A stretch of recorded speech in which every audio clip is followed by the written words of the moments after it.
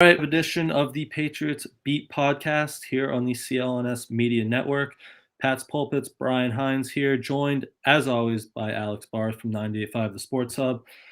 Another full-blown off-season show today, but we'll start as one of everyone's favorite topics. DeAndre Hopkins got a little more news from Sal Paolantonio yesterday on Keyshawn Johnson's show. He said he believes he's going to end up here in New England. There's mutual interest there. He did throw out the Carolina Panthers and Cleveland Browns as potential dark horse teams. Kind of sounds like that agent talk, trying to stir up some more interest. But Sal Pal thinks D-Hop is going to be a Patriot at some point here. So this one's kind of a mixed bag to me from the Patriots' point of view. Sal Paolantonio. So a lot of people saw the tweet that, and I'm blanking on the guy's name, that the guy from Cleveland sent out that called the Patriots the leaders or whatever. It was worded a little strong. When you go to the act, so when I said it was a mixed bag, you're like, what are you talking about? They're saying he's going to sign with the Patriots. When you go to the actual quote, which our friend from Pat's Pulpit burned, is it Buckmaster? I've actually never heard his last name. I've only seen it written. I believe so, yeah. All right. Well, everybody, all Patriots fans, I think, know Burned at this point. Yeah. Actually transcribed it and tweeted out the quote. And the original guy was Brad Steinberg, who said the Patriots sound like the leaders for Hopkins. Here's the actual quote from Sal Pal via Burned. The question was, is DeAndre Hopkins going to end up in New England? Paolantonio. I believe so. There's mutual interest. Bill likes him. Bill Belichick likes DeAndre Hopkins, likes his game. And DeAndre Hopkins likes the situation in New England, knows Bill O'Brien. It's a perfect fit. I don't know does that make them the leaders? I don't think so. Outside of he believes Hopkins is going to end up there, that all just sounds like the case we've been making. I don't know if there's any new information there. Now, he does say, I believe so, when asked if Hopkins is going to go to New England. That certainly sounds like something. And there's been some other conversations that the Patriots are significant players right now for Hopkins. This was not he visited them to, as a negotiating tactic. I don't think that's what that visit was. Does that mean he ultimately ends up in New England? No, but they are seriously in consideration when it comes to where he's going to sign. The Patriots are. The other thing that Sal Pal brings up a little bit later is Carolina and Cleveland lurking. So this is where I think this info maybe got a little bit brushed aside in this report, but I think this is big. Mostly Cleveland. Carolina, I don't think he's going to Carolina to play with a rookie quarterback. I understand why Carolina would want him, and they have the money to pay him, and they're not nothing in this. If they give him the most money, they will probably get him. But I think Cleveland, it always made sense for Cleveland to be in this. The only reason we weren't talking about them as a fit was there were multiple reports from reputable Browns reporters. I believe Mary Kay Cabot had it at one point that the Browns were out. The Browns didn't want Hopkins. So we were just kind of looking at that and saying, all right, well, if the Browns don't want him, the Browns don't want him. As much sense as it may make. Now they're either back in or those reports are wrong. We don't know. It doesn't matter. The Browns scare me a little bit as a team that could land Hopkins. The Titans never scared me. The Titans never, to me, were a threat. They didn't have the money to pay him competitively. They didn't. They don't. They still don't, and they couldn't open it up. The Browns have the money to pay him competitively, and you have Deshaun Watson recruiting him. So that, to me, stands out.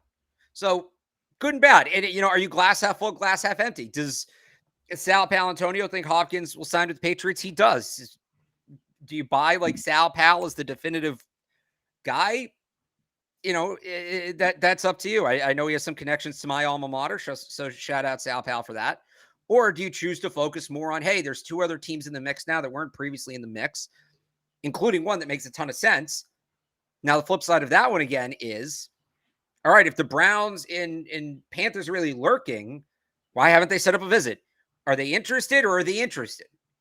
So it all comes down to interpretation with this. I think it's ultimately good news for the Patriots, but I saw some people seeing this yesterday and saying, all right, I'm getting the jersey.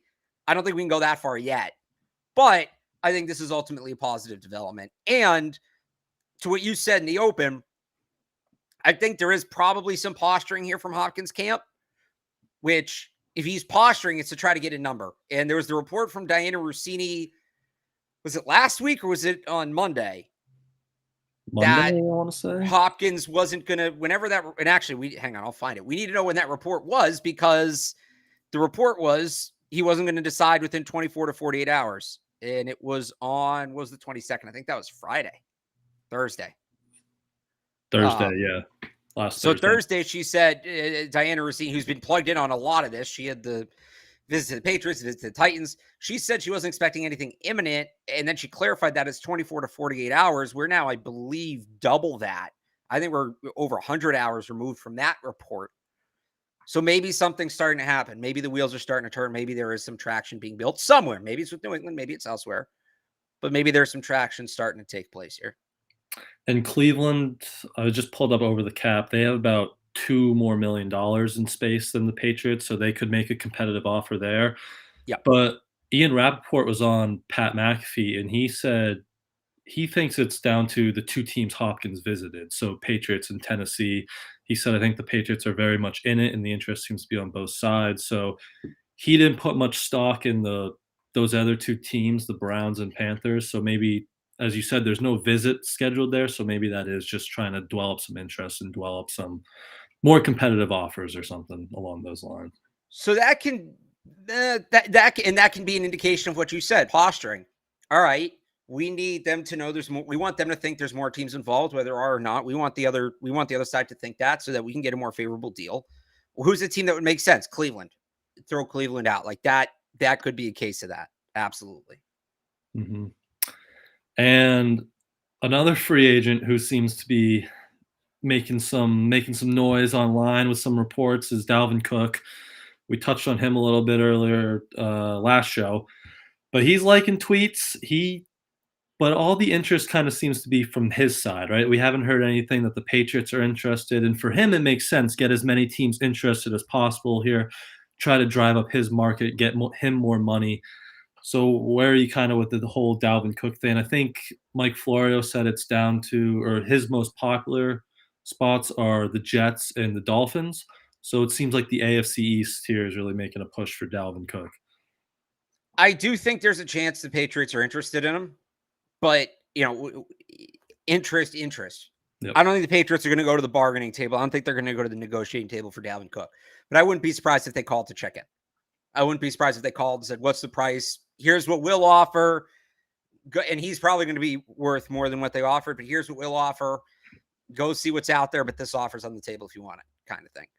But you're right. He's a guy I think that can get paid. He's only 27. He's coming off I think 1,100, 1,200 yard year. I should know that. I tweeted that out yesterday and got ripped for it. But yeah, and just to tag on to this, somebody mentioned in the chat here, I thought this was a good question. How much stock are we putting into Cook wanting to come to New England via Twitter likes and the Hopkins package and things like that? I think I said this on Monday's show. I said it somewhere. It's very rare that a player outright won't sign somewhere. You really don't see that often.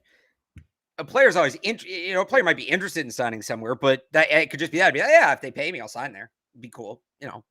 I'd sign with the Patriots if they pay me. I'm not opposed to that. Bill O'Brien, whatever. So I think that's probably what you're seeing from Dalvin Cook. He's enjoying the attention of being a free agent, and he's enjoying stirring the pot a little bit. Would he play for the Patriots? I think he would. Is he going to put his fist down and say, I want to be a Patriot. I don't care what they're paying me. Send me to New England. I don't think that's what any of this is. I just think he's enjoying the attention, and he's open to the idea of coming to New England. And it can't hurt him, right? Like, just create more buzz around your name, right. Create a bigger market. Just see what it does for your value. So nothing. He's just trying to stir the pot, like you said. He's enjoying it. But what do we think is a price point for Cook? Well, he wants $5 million. I'm not giving him that. I'm not going to go there either. If he checks in like 2 incentives, get him to 3-4, sure, but I'm not going to give him like a base salary of 5. Yeah, I even say like 2. Yeah. I just don't think he's not going to be playing that much because Ramondre Stevenson's still going to be your lead back. So I'm to this point, Bill may want to sign him to keep him out of the AFC East.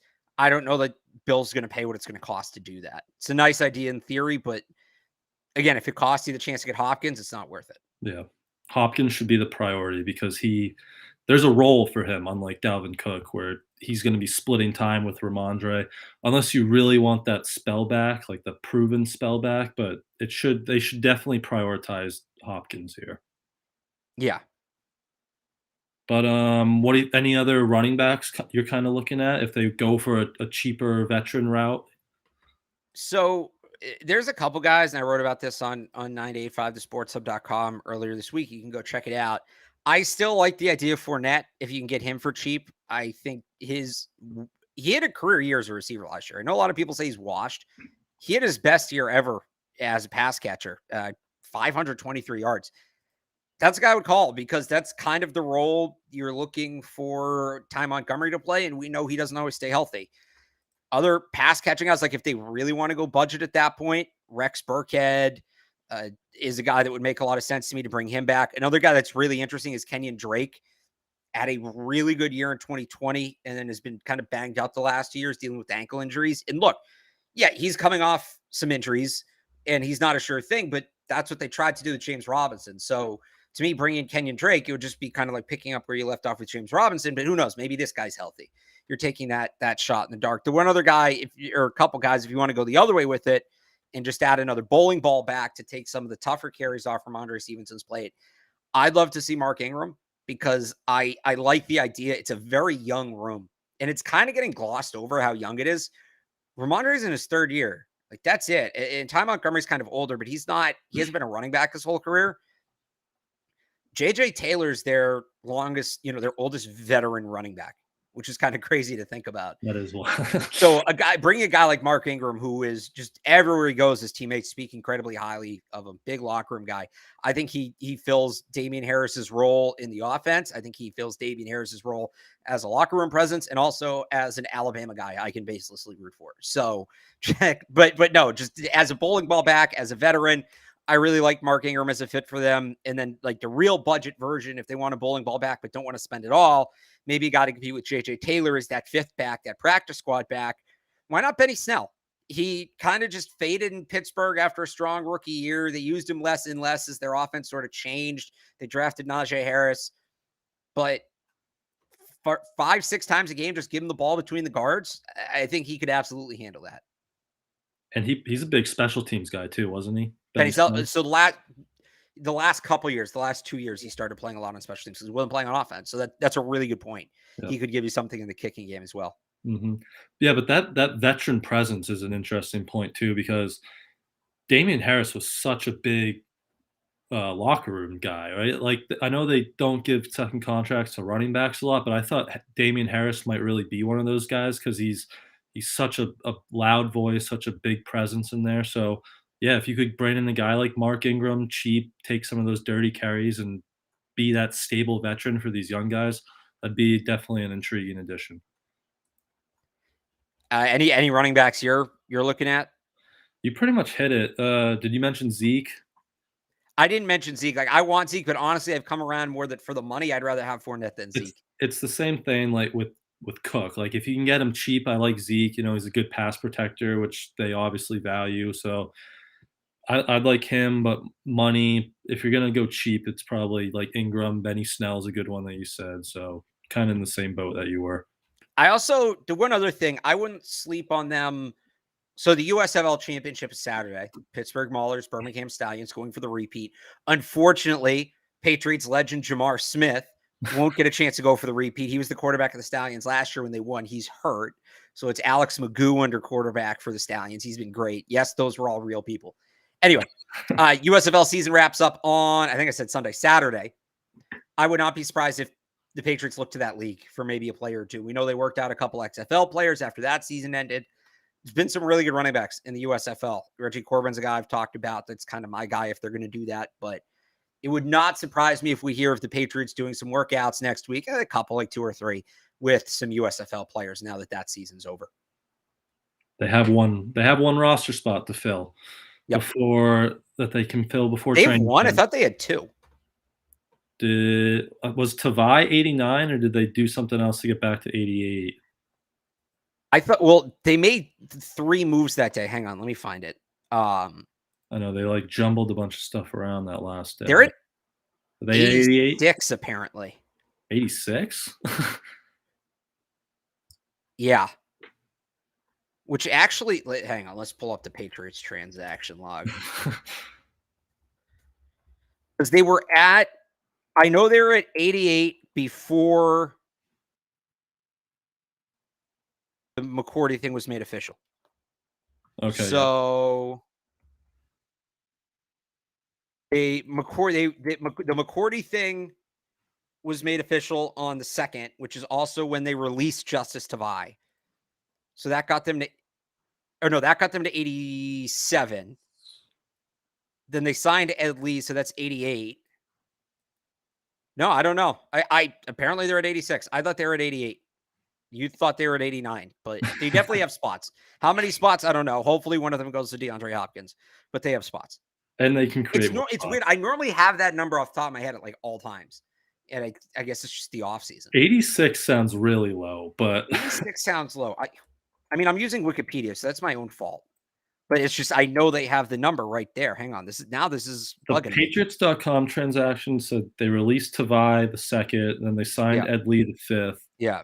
Then they re-signed Tavai and they released Tay Hayes and James. Oh, Robinson. You know what? It's 88. It's 88.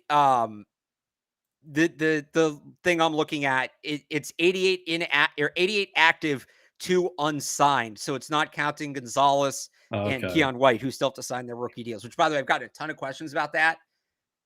Christian Barmore signed, I think, like the week before training camp. I'm not super worried that those guys haven't signed yet. Talk to me when we get to like July 20th. Well, Talk to me when we get to, we got some dates today. We did get some dates today. Yep. Rookies will report July 21st. Actually, July 21st. So, yeah.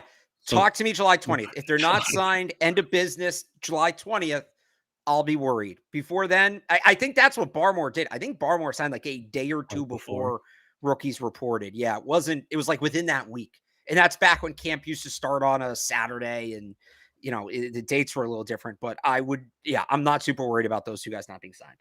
And but it is 88 players. Sorry, with the dates. Yep. Go ahead. And then veterans are the 25th, which is the day before the first open practice, the 26th, which is a Wednesday, I believe. Yes. Yes, Wednesday. Yep. So not too concerned with the rookies. They've been around too. They were at that Fanatics thing yesterday, so it doesn't seem like they're going to have any issues signing those guys. The way the rookie contracts work, you can't. You don't get anything by not signing it as a player, especially a guy like Gonzalez who went 17th overall. It's not like baseball where you go back in the draft the next year, which the NFL should sort of do. It's the one thing I like about the MLB draft, or they should at least do what. No, it is also baseball. So in baseball, with the draft, what you can do, I think basketball does this too. You can hire an agent to on your behalf talk to teams and figure out what your draft stock is before you officially declare. And then if you don't declare, it doesn't count against like your eligibility. You can go back to school, but that way you don't have guys declaring for the draft thinking they're going to be like a 4th or 5th round pick, and then they go undrafted and unsigned.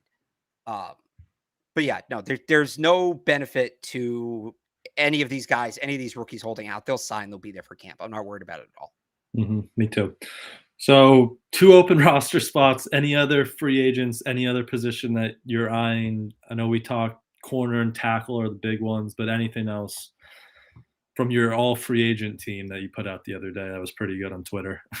Yeah, I know, right? Like how many that team would win some games. Yeah, they would be pretty competitive. Dove Kleinman said, because it was his tweet I quoted. I'll find it real quick. Dove Kleinman said 5 wins. I think it's a little higher than that. I think 7 or 8 would probably be my number. Who was your free agent coaching staff that you'd assemble? So that's the thing. That's tough because there aren't free agent coaches. Yeah. They always end up somewhere as a positional coach or something. Here, hang on, I'll do this. We get into this, and then I'll get into some more free agents. Share tab here. All right. Yeah, so here's the free agent team as I put it together off of. So I only used the list that Dove had. I only used players off that list, except for I did Andy Lee as the punter because he didn't have any punters. So And people are mad. Oh, what about Antonio Brown? He's not a free agent. Yeah, or he's not on Dove's list, so he doesn't count. Teddy Bridgewater, Dalvin Cook, DeAndre Hopkins, Kenny Galladay, T.Y. Hilton. I could have used Jarvis Landry. I like that combination of three better. Cameron Brate, Taylor Lewan, Eric Fisher, Dalton Reisner, Justin Pugh, Ben Jones. That's not the worst offense in the NFL. I just realized I never pulled the list up for people to see. That would help. Like, that's not the worst offense in the NFL. It's not the best. But assuming no injuries, like that, they'll get you like 20 points. Yeah, there's been worse. The defense, Yannick Ngakoue, Jadeveon Clowney, Ndamukong Suh, Miles Jack, Anthony Barr, Kyle Van Noy, Justin Houston, Eli Apple, Marcus Peters, Daron Harmon, Logan Ryan. Harmon and Ryan at safety, but that front seven, that's like a legit NFL front seven. Yeah. You don't think so?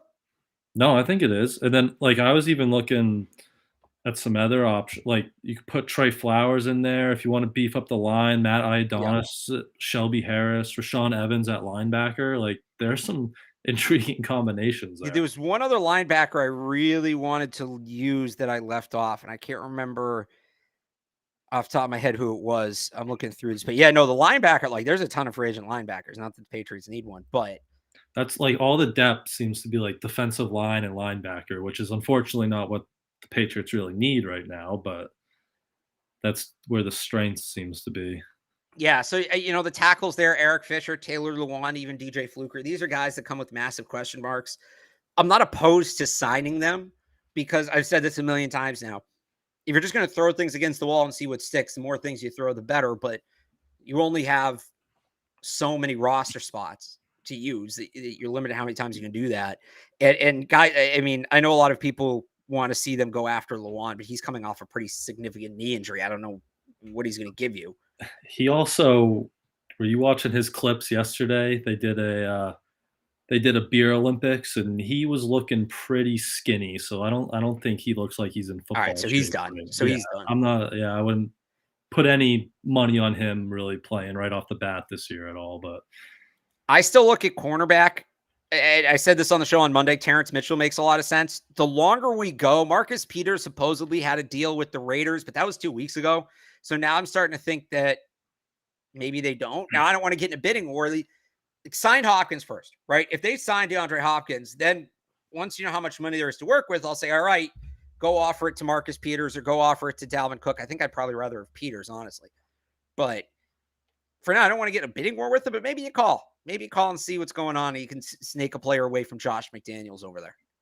What do you think about Daron Harmon and Logan Ryan? Because say something happens where you have to lose Jack Jones for X amount of games, and now you're moving Jalen Mills back and you lose one of those versatile pieces in the secondary, or you want more of that traditional free safety in Daron Harmon, one of those guys, obviously experienced here. Are they any interest there? Logan Ryan interests me because, again, and I know he's been playing safety the last couple of years, but he's a guy who's played boundary corner, can play boundary corner. He's big, he has size. I don't love him out there because I think he's slower than he was when he was first year. But again, it's like Terrence Mitchell. It's a guy you're bringing in as insurance in case none of the young guys emerge into that third boundary corner role. Daron Harmon, I'd love bringing Daron Harmon back if they would play him full-time at deep safety and essentially just have him replace Devin McCourty. But for a number of reasons, I don't think that's going to happen. I don't think he's a guy that can play 95% snap rate anymore. I think they want to get away from that full-time single high look. I think they want more multiple looks on the back end. So Harmon, not as much, like as depth at the safety position to try to grab one of the last roster spots, I guess. Sure. Logan Ryan would interest me more though. Again, like it'd be him and Terrence Mitchell are the two guys that I think realistically would make some sense. Although I think last year, Logan Ryan didn't he say something that he was like flirting with the idea of retirement or something? Maybe that sounds familiar. Yeah. I don't want another Malcolm Butler situation where you bring a guy in just for him to retire. Like if Logan Ryan's coming, you got to make sure that he's all in. Yeah. And the Harmon thing, it kind of feels like if they wanted him to be like a full-time contributor, they would have just brought him in already by now, but I don't know. Right. We'll see with that.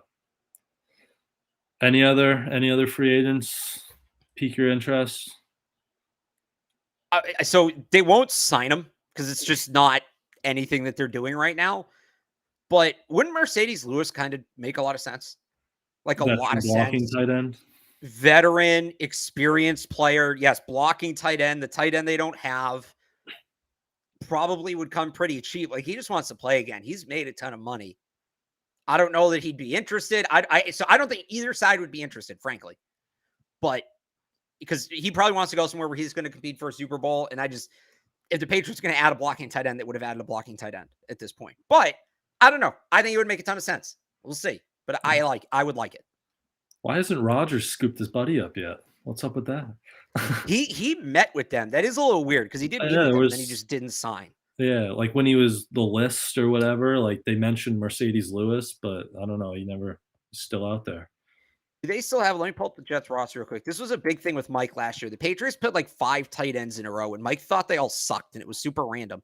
Like, yeah. So they still have Tyler Conklin, who I think is a decent player. It was, and then who was it? The Cincy guy they signed, right? Uzoma. Yeah, no. Who is it from the Packers? Was the tight end last year? Robert Tonyan. I remember like back-to-back weeks, Robert Tonyan and Tyler Conklin. Mike was on here saying he didn't care about either of them. He didn't think either of them were good, and they both torched the Patriots. So they still have Conklin. They've Uzoma. I forgot. They got Zach Kuntz. That one hurts. It's the first time we've mentioned Zach Kuntz on this show in a long time. He was a Pats beat regular leading up to the draft. He was a fun player. That would have been fun. But yeah, I'm a little surprised Jets haven't called. They have a ton of tight ends. That's probably why. But Mercedes Lewis, don't think it'll happen. But it'd make a lot of sense. He'd be a good addition. Interesting one. You got any players like that? I think we pretty much hit them all. I mean, like, Matt Iodonis was one that I was like, if Lawrence Guy is kind of out and you're looking for another body there, he had some juice last year as a pass rusher. He'd just be an interesting addition there. But I think we pretty much hit on all the other ones. Cook, yeah. Yeah. All right. Before we move to the next thing here, let's just get a quick word in from FanDuel. Your first swing at betting MLB on FanDuel and get 10 times, that's 10 times your first bet amount of bonus bets and up to $200. Just bet $20 and you'll land $200 in bonus bets, win or lose. That's $200 you could spend betting everything from the money line to the over-under to who you think is going to be, hitting the first home run. All in the app that's safe, secure, it's super easy to use. Plus, when you win, you get paid instantly. There's no better place to bet on MLB than FanDuel, America's #1 sportsbook. So sign up today and visit FanDuel.com/Boston and get up to $200 in bonus bets. That's FanDuel.com/Boston. FanDuel, official partner of Major League Baseball.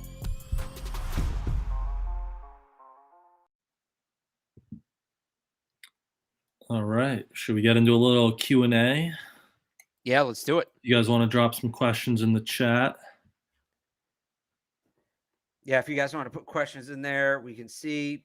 So we can start with this one. This isn't really a question, but it's something worth addressing. Hopkins had a career low catch rate of 62% last year, also had knee issues and a PED problem.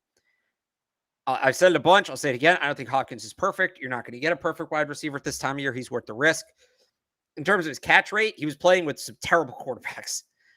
A lot of those targets went way over his head or were significantly short. I don't put a lot of stock into that. The PED program, the PED problem, honestly, I don't put a ton of stock into. It happens. The knee issues are legit. The knee issues are probably my biggest worry because, as we've talked about on the show, I don't love their wide receiver depth. But I think when you don't have to give up draft picks, when it's just money and it's probably a short-term deal, 1-year deal, if not 2, I think you have to take the risk because the alternative is just a wide receiver room that's not as good as it could be. Mm-hmm. I agree. And you had his averaged out stats for a 17-game season, and he still was 1,000. What was it, 1,400 yards or something? Pretty insane like that. I don't know if you remember those stats off the top of your head. I had him in my head at one point because I was doing it every single day.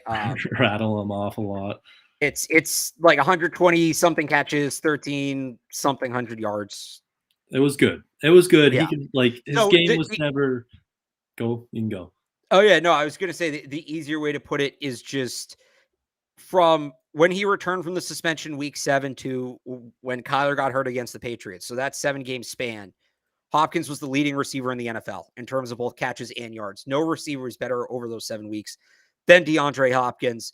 I would also have the numbers here. 121 catches, 1,354 yards was his full season pace last year. And that includes the games he played with, like, it was Colt McCoy, right? And Patriots legend, just a kid from Briarwood wearing number 9, Trace McSorley. Yeah. Great. I'm going to have that song in my head now all day. I literally, I can't. I try to avoid talking about him in general because the song gets stuck in my head. But once you said it, it triggers something. Stop, man. See, I was in college when that came out, so that was like great. That was, and I'm not a big Penn State guy. I'm not. Like, I'm not a Big Ten guy in general. If I have Big Ten teams, it's fun when Wisconsin's good. I like Michigan State being good because it pisses off the Michigan people and the Ohio State people. I love Iowa. Like, Iowa's my Big Ten team, punt to win. But like, I don't like Penn State. They annoy me. There's this whole holier than thou thing, and like the fans are weird. My brother went to Pitt, so there's a little bit of that. But yeah, I'd still just play that song on a loop. You're going out like with your friends, you get that bumping when you're getting ready to go out. That was a good time. Friday night pregame song, Trace McSorley. There's other ones too. There's a Saquon Barkley one that's not bad. Like from the same guy, like he did the whole team. Oh, that's the one that's stuck. And they just came out with a new song last year that's just like a college football album. College football anthem. Interesting. And just to follow up on this here, somebody said give the targets to Bourne, much higher catch rate and yards per target. Bourne does need to be targeted more. I think I've gone back with D22 a few times on this. We generally agree on Kendrick Bourne that he's a very underrated and underutilized player, but the catch rate and yards per target are going to fall as the volume increases. That's just the way it works. That stuff isn't fully sustainable. Yep. Let's see. What is this? Over the last few weeks, this is for me. Over the last few weeks, you've mentioned other great NFL defenses have 2 great guys, and that we just have Judon but I feel like Duggar's a top 5 safety in the NFL and still getting better. Okay, yes, great question, great name from Alexander Wagner, great question. You're actually kind of answering the point I've made. It's a jumping off point. So with this conversation is trying to figure out if the Patriots have a top 3 defense in the AFC, and I've said the other 2 teams that are there with them are the Steelers and the Jets, and the Jets have Sauce Gardner and Quinnen Williams. And the Steelers have TJ Watt and Minka Fitzpatrick. The Patriots have Matthew Judon right? Who is the second guy? And by the way, I think the Patriots are deeper than both of those teams. My point was those teams have the star power. The Patriots have the depth. If the Patriots can get a player up to that level, that second star level, I think it's no question they're the best defense in the league.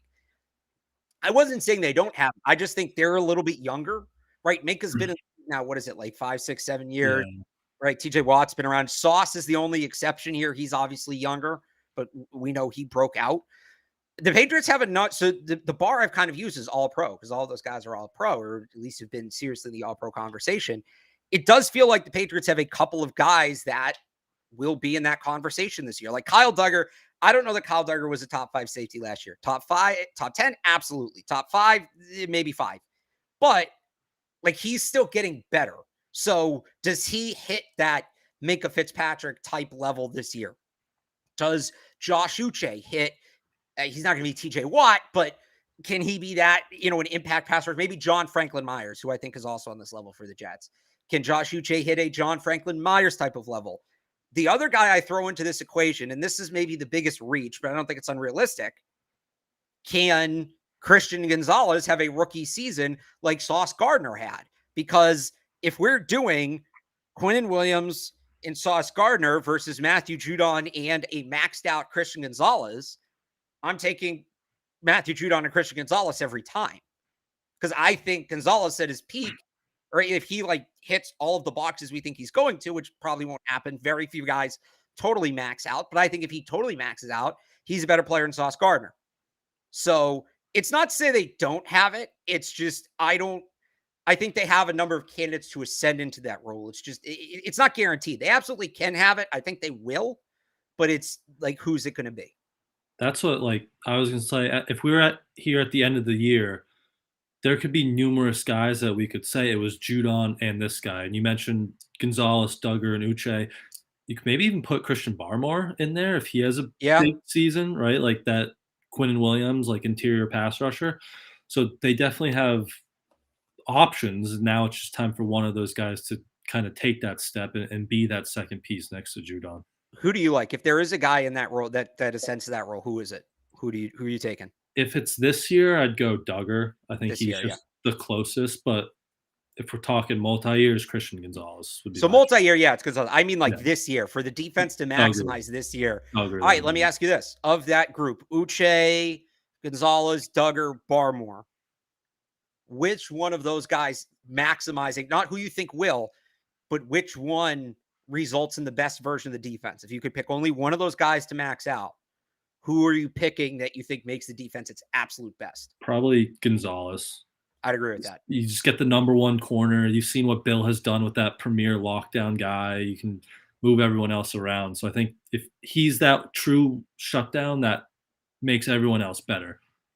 Although I will say it would be kind of fun if because Josh Uche was a sack per game player at the end of the year last year. Matthew Judon was a sack per game player for most of the year. He's got to play a full season. He's got to play in December this year. But if you have a sack per game player on each side as a pass rusher, that's scary. And Gonzalez is just like good enough, right? It doesn't mean the other guys are bad. If Gonzalez has like a typical rookie first round pick cornerback year, if he's good and Uche maxes out, that could be really fun. I'm still with you. I take Gonzalez because I think the shutdown corner trumps all. That's the quarterback of the defense. You can change the way you play entirely based off that one player. But it'd be kind of fun if Josh Uche maxed out too. That could be kind of a good time. What else do we got for questions here? Which Patriots player? All right, it's June. Which Patriots player could defeat the most Wolves in 1-versus-1 hand-to-hand combat? Probably Keon White. He's just massive. He is. Yeah, he's a scary dude. I'm just going with like the biggest guy. Like he might be the strongest guy on the team.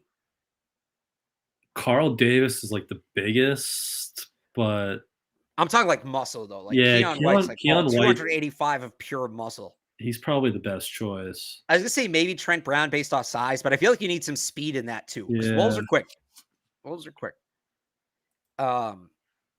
Here's this one. If the Patriots get D-Hop, how good is the offense ranking wise in your guys' opinion? Also, can you guys name some formations and where the players could play for the past defenses here in secondary? All right, well, let's do the first one first. If they get Hopkins, they should be a top 5 offense or top 10 offense. Sorry. In terms of scoring? In terms of yeah, we do scoring on the show. The scoreboard does have yards on it, but it's off to the side and it's small. We don't decide the winners based on yards. We don't decide the winners based on DVOA or AV or PFF grade. We decide the winners based on points. So because Brian, you'll see over the course doing the show, and anybody new to the show, when we say top ranked defense, scoring, top ranked offense, scoring. They were 6th in the league under Josh McDaniels in 2021. With Hopkins, they would definitely have a better group than they did then. So that's why I said top 5, because in theory, they're improving on that 6th ranked offense. They do a much harder schedule now than they did then, but they should be top 10 with Hopkins. Yeah, I'd say top 10. And then the second part, can we name some formations where players could play? Give me one alignment. That's the thing about this defense. It's so many. There were right. Yeah, I mean, we could do an hour on this. There were times on the practice field where you're like, am I watching the first team or the second team? Because you have like Christian Gonzalez, Jalen Mills, Matt Judon, but then Kyle Duggar and Josh Uche and John Jones are on the second field. And then you don't even know these guys are rotating post-snap, pre-snap. They just have so many different formations and variations that they can do. It's going to be pretty crazy to watch and confusing for the other offenses, which should be good. Yeah, that's going to be a big part of the defensive identity this year is misdirection and different formations and rotations and things like that. All right. Can the Patriots play Jalen Mills at safety? This becomes an interesting question because before the Jack Jones thing, I think he was going to play exclusively safety. Now it's, well, do they need him at boundary corner? Or is it him or Jonathan Jones on the outside?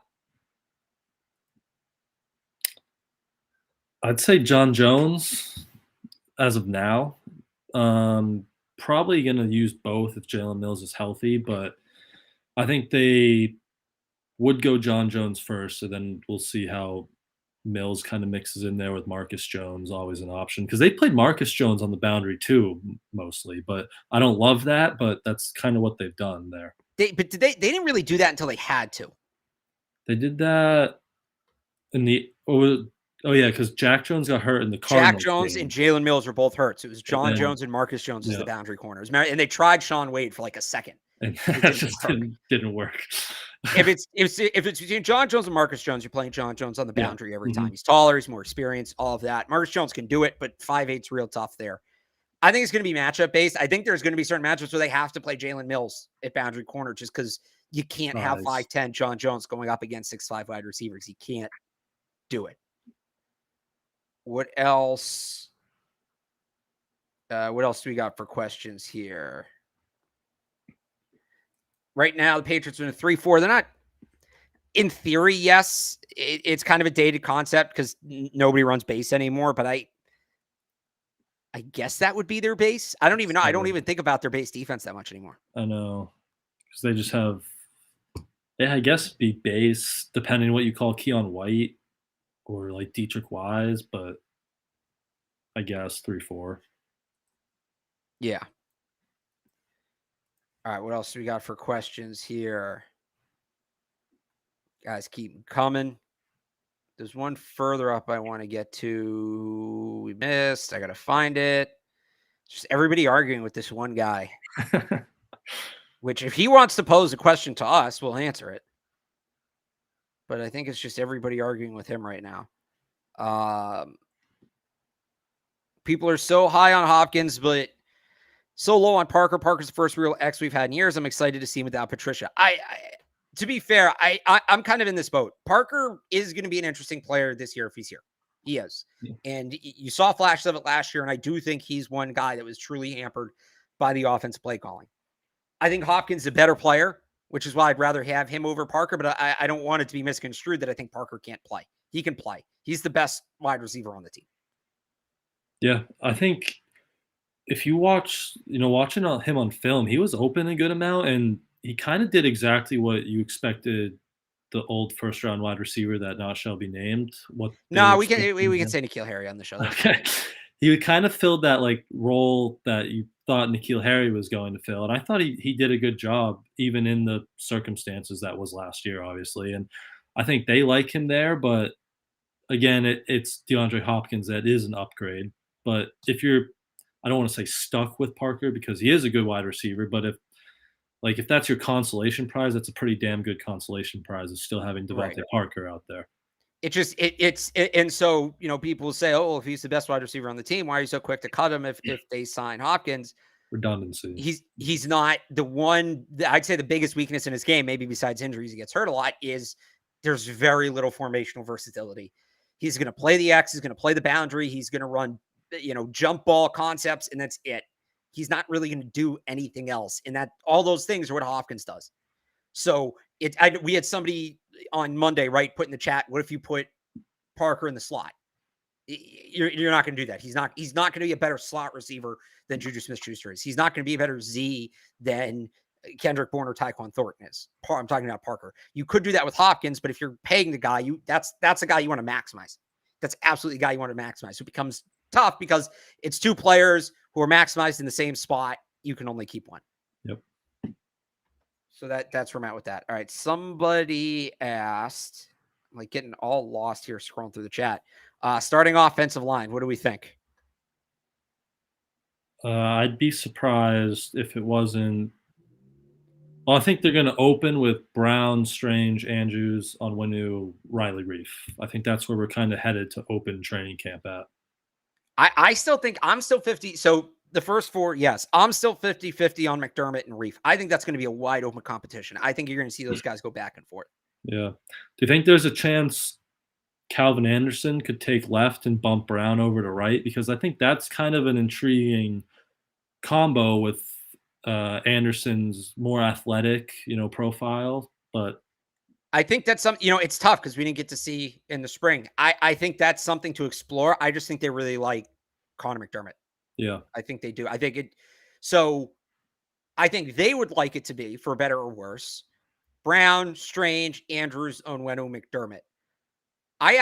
So this is where it gets really weird because it's not a 1-for-1 competition.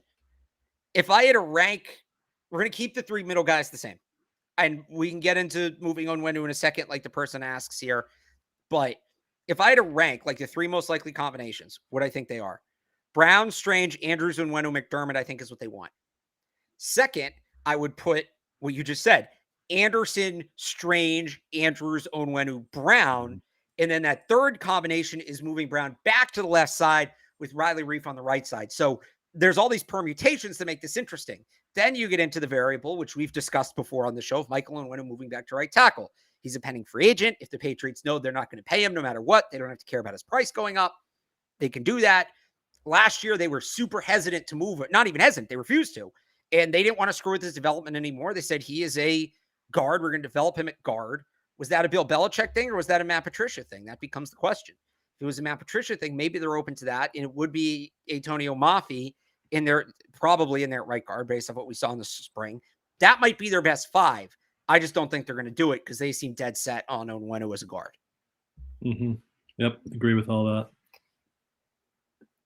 So that's the offensive line. Somebody asking about Cole Strange at left tackle. When they first drafted him, I thought maybe there was a chance of this because why else would they draft that guy in the first round? But he's not. He does not have the body for it. He's not nearly big enough to do that. No.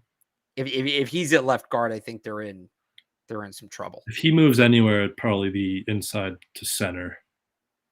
Yeah, but I would agree with that. Not like post David Andrews, but I don't think he'll be the left guard this year if he's healthy. If the Patriots get DeAndre Hopkins and Dalvin Cook, are they a top 5 offense in the league? They should be. Yeah. They should. I just that simple. They should be because they were 6th with McDaniels with less talent. Without those guys. Right, without those guys. Whoop. Did I just lose my camera? All right, there we go. That was weird.